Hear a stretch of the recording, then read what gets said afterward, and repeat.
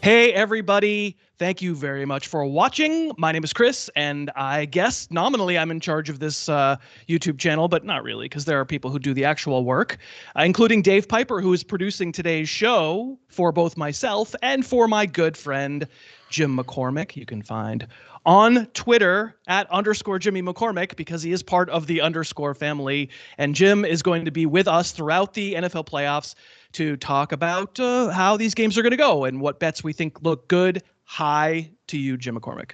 Hello. It's so easy to tell that we came from different upbringings when you said that there had to be a captain on the yacht. Like, do you know how many times with my brothers and sisters we were just on a boat with no adults? Like, the _ it was just who comes back, and that's how we would figure out, family hierarchy. That is different upbringings. It's also a different medium. So I'm sure there are a lot of people who were watching the YouTube channel who don't listen to the podcast that often. They're like, okay, what's the _ family? Who's on a yacht? What's going on here? You just have to listen to the podcast. Go to harrisfootball.com and you'll hear all about it. So our task for today, Jim, as we will do throughout the course of the NFL playoffs, is to take a look at the point spreads. This is a lot of games. Oh, my God. We've never had so many games in the course of a wildcard weekend. One time we did last year. We have 6 games to go through. I'm interested in your take on the spreads and kind of just generally how you think the games are going to go. We'll go pretty quickly, but, as we have questions for each other, by all means, feel free to interrupt me. And you know what? We're recording this midweek, right? And so the lines very well could change before kickoff. So if you're getting a slightly better or worse line than we're talking about on this show, forgive us. We only could deal with what the lines were when we recorded. So we'll go, I guess, in chronological order. Yeah. So we'll start out with Raiders, Bengals. The most recent line we have is I've got Bengals -5.5. How do you see this? What do you think line wise? I just think the Raiders are so excited not to be in Arrowhead right now, like without that timeout, meaning just how different this could have all been. Right. This is fun. I mean, I don't know. I remember when the Bengals were always like the one and done Andy Dalton first round team. This actually has some juice. I am actually here on the home favorite. I usually like to take points. I like to take points. It's my thing. It feels like I'm getting something when I'm really not. Like I see the plus symbol. The plus symbol. You're getting a worse team. It feels like plus EV, and it's like, guys, that's not how it works. So. Right. The plus minus symbol kind of throws some of us off. But in all seriousness, I just think the Bengals, they're going to be a public favorite because of the fantasy love they all had, I think, and the success they had. I think everybody's in on them. But yeah, I think Burrow also changes the dynamics. I think Burrow is just a different quarterback than they've had before. Sure. So I'll say, and obviously Dave Pyper is doing a wonderful job producing the show. He must be showing a highlight of Jamar Chase right now because he's also a massive X factor. You're 100% right that the Bengals are a super public team. Maybe for the course of however long they last. We've seen this line move at least 1.5 points since open. I'm on the Bengals here. From our old days we used to do the After Dark, Harris After Dark podcast where we'd handicap all the games.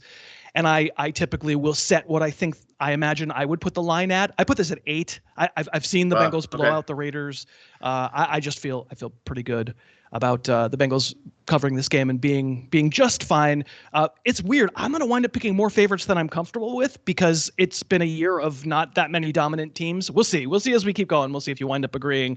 So next we've got my footy pajama Patriots. They're going to Buffalo. They're going to play the Bills for the 3rd time in about 6 weeks. The Bills only giving 4. And I'm already giving away my feelings on this game because I don't understand that line at all. I don't either. Is it a familiarity line? Do you know what I mean? Like, is that what it is? Because I don't know. Like, Tom Brady knows the Eagles, and they don't care about that. Meaning, what grinds this to a halt? I mean, I don't see at all this fight. Styles make fights. I don't see at all this being that weather-driven, run-heavy, wild game we saw before. So I think that also might be in the public's consciousness, like how the Belichick factor is there. I think you just nailed it. I think that's right. I think it's just like the Patriots are somehow magic and they figure it out. And I think that's what it is. The world hasn't caught up. I mean, I've been downplaying the Patriots all season, and I looked like a boob for about 7 weeks in a row there. And now I'm, looking smarter again. They lose 3 out of 4 going into the playoffs.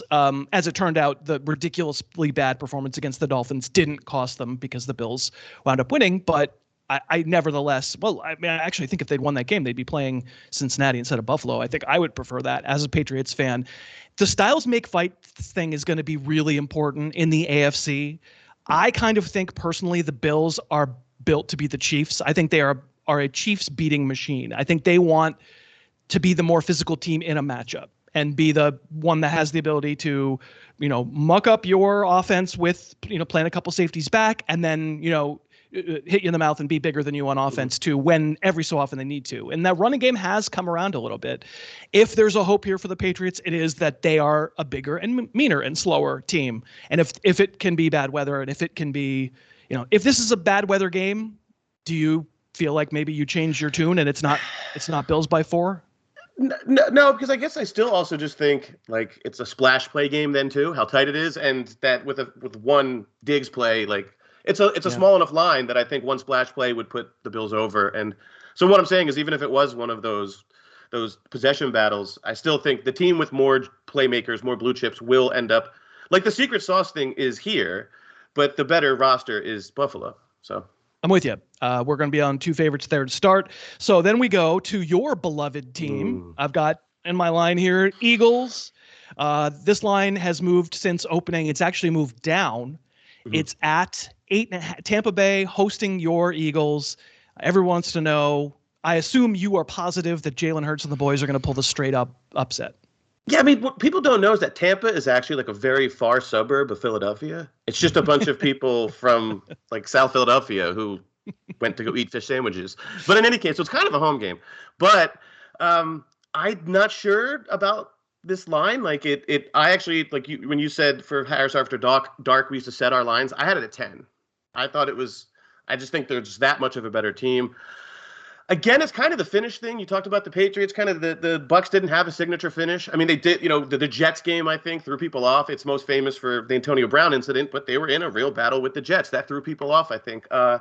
This defense is just way better than the Eagles are at doing anything. So is this you just like balancing emotionally like, well, if they lose humiliatingly, at least I got it covered on the Harris's Dumb YouTube channel. Right. Well, my main thing was just the entire year watching my Tankathon shares fall apart. Meaning, like, at one point, the Eagles looked like they were going to somehow have more draft capital than the Giants. But both will have no idea what to do with them. So that's the joy of being an that is fair. fan. Yeah. So that is fair. Case, it's good. It is good to root for a clueless organization. I'm on it with you. I'm also feels dumb because this year, like I said, so many underdogs and so much parity. It feels like, and yet these first three. It's a lot of points. I would say I don't feel as good about this one as the other. This is almost a stay away for me. I set this line at 8. Right. So I can't say that I think it's like an egregious line. You said it at 10, so obviously you feel a little better. So I'm going to go, well, since I set it at 8, I guess I'm going to go Eagles. They're the backdoor cover team here, right? Eagles plus 8.5, because since I set it at 8. I just crossed myself up in the middle of doing a live YouTube thing because I will go Eagles plus 8.5 because I did set the line at 8, even though I'm with you on your analysis of the game. We really are in sort of backdoor land.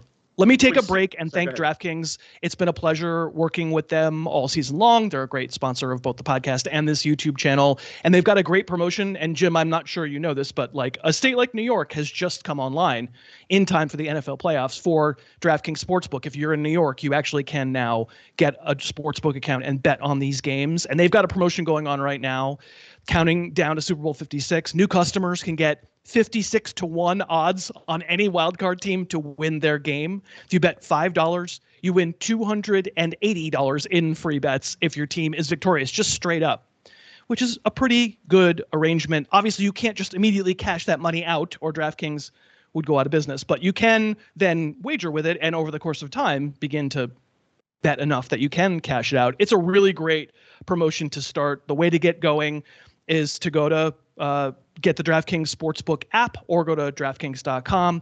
Our promo code is HarrisTube.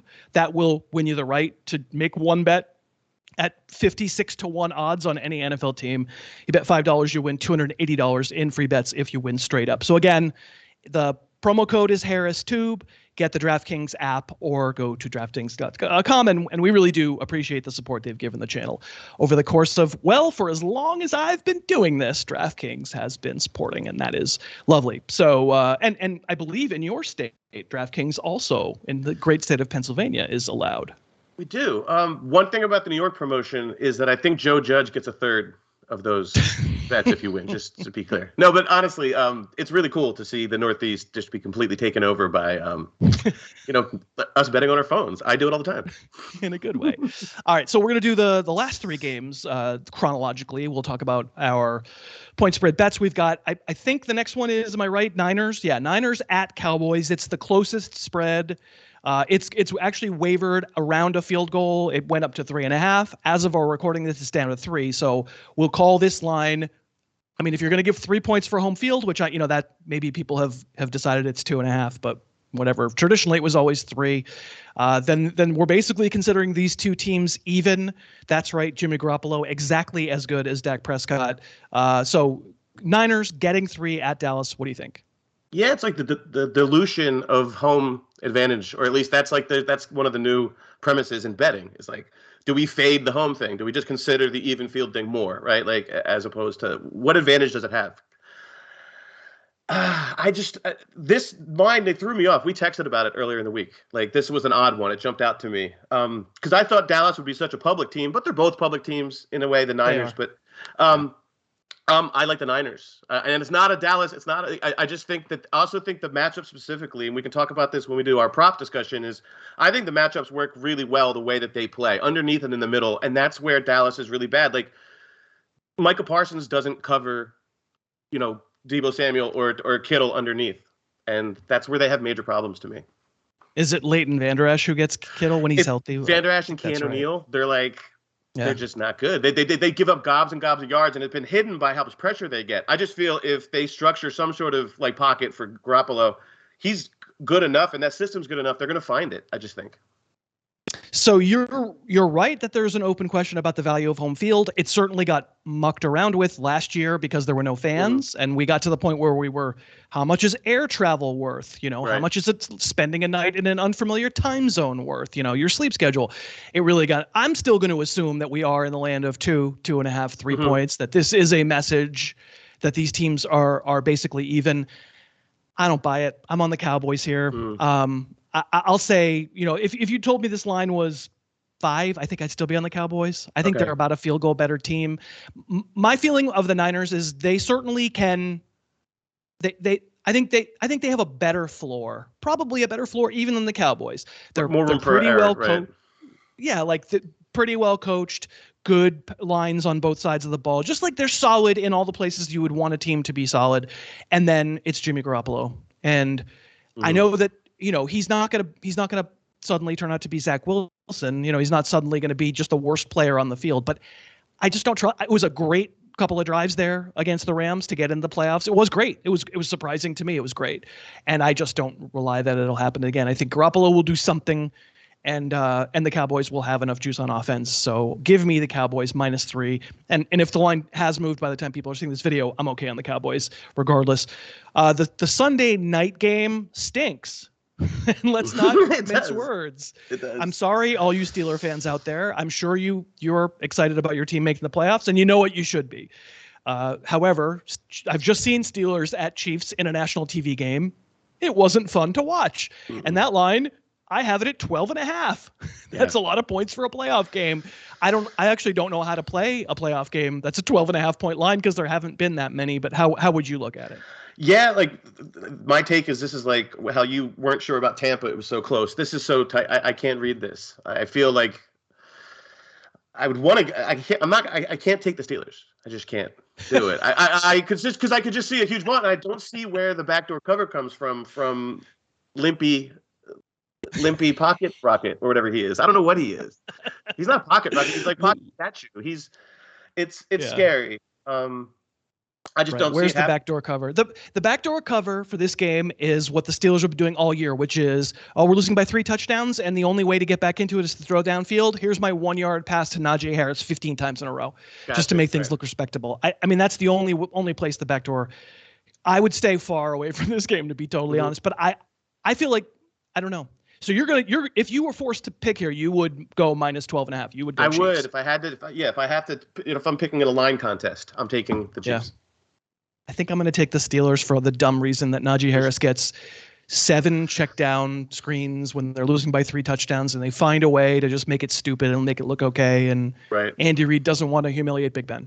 I hate it. I don't want to play this game. But I think my principle, you remember from when we did this for years, like my principle is that more times than not, it's just too many points. It is. Of course the Chiefs should be 10-point favorites. Cool. Yes, absolutely. But I mean, should they be 12.5? Should they be 4? Like, what's the number that gets, I think people out there who think this is a stupid bet would go, they would see the line at 17 and they would go Chiefs. Like, there's almost no line that they would not pick the push Chiefs. Them off. Right.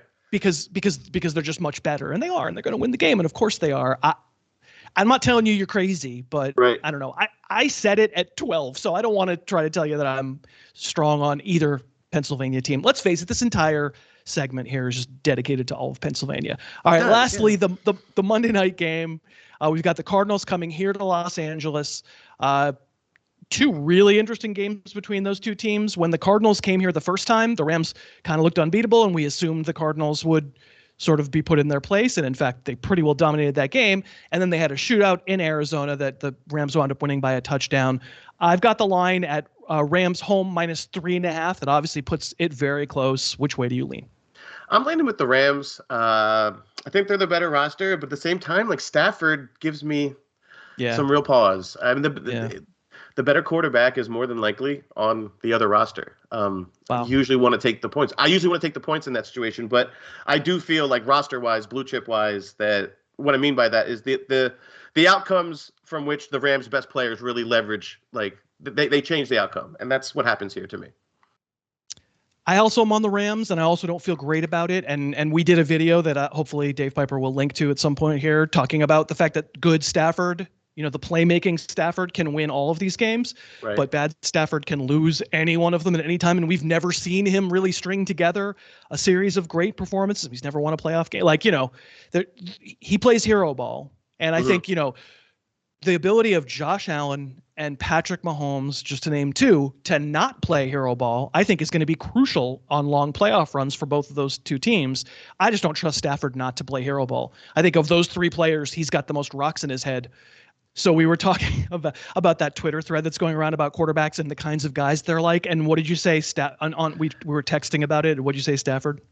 He's a human red Solo cup, the classic frat cup. I mean, it's just the truth. Also, there's like 17 million pictures of him with a red Solo cup. So I said I think he's like a human friendship bracelet, one of those woven friendship bracelet. It's got rocks in his head, and I don't love laying the money with him. I'll tell you, I think the difference though is DeAndre Hopkins.